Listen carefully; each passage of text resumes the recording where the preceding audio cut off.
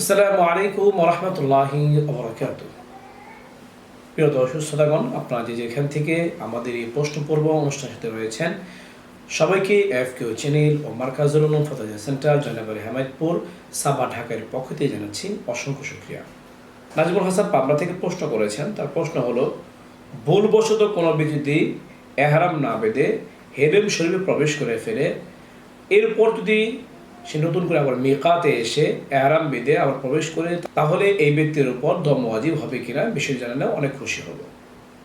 নাজমুল হাসানকে প্রশ্ন করার জন্য অসংখ্য ধন্যবাদ। তার প্রশ্ন উত্তর হলো, যদি কোনো ব্যক্তি ভুলে এহরাম ছাড়াই এহরাম না বেঁধে যদি কোনো ব্যক্তি হেরেম শরীফ প্রবেশ করে ফেলে, যখন তার স্মরণ হবে, স্মরণ হওয়ার পর যদি সে মিকাতে এসে নতুন করে এহরাম বেঁধে আবার হেরেমে প্রবেশ করে, তাহলে তার উপর কোনো দম ওয়াজিব হবে না।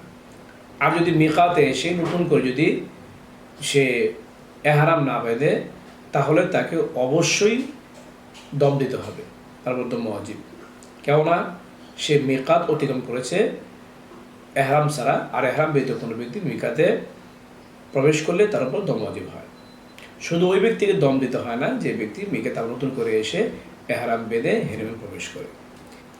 এই মাসলা রেফারেন্স হাওলা আপনারা পাবেন ফাতোয়া আলমগীর 1 নম্বর খণ্ডের 285 নম্বর পৃষ্ঠায়, ফাতোয়া তাতারখানিয়া 3 নম্বর খণ্ডের 552 নম্বর পৃষ্ঠায়, আল মুহিতুল বুরহানি 3 নম্বর খণ্ডের 414 নম্বর পৃষ্ঠায়, আল বাহর রয়কে 3 নম্বর খণ্ডের 85 নম্বর পৃষ্ঠায়, ফাতোয়া সিরাজিয়ার 183 নম্বর পৃষ্ঠায়। যে মাসলাটি বলা করা হলো, আল্লাহ পাক রব্বুল আলামিন আমাদের সবাইকে এই জাতীয় মাসাইল হজের উপর আমল করার তৌফিক দান করুক।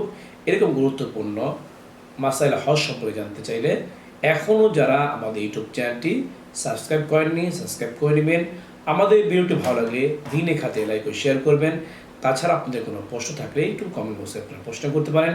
এর পাশাপাশি আমাদের একটি এফকিউ নামে ফেসবুক পেজও রয়েছে, সেখানে গিয়ে ফলো লাইক দিয়ে পাশে থাকতে পারেন। চাইলে সেখানে কমেন্টে আপনারা প্রশ্ন করতে পারেন।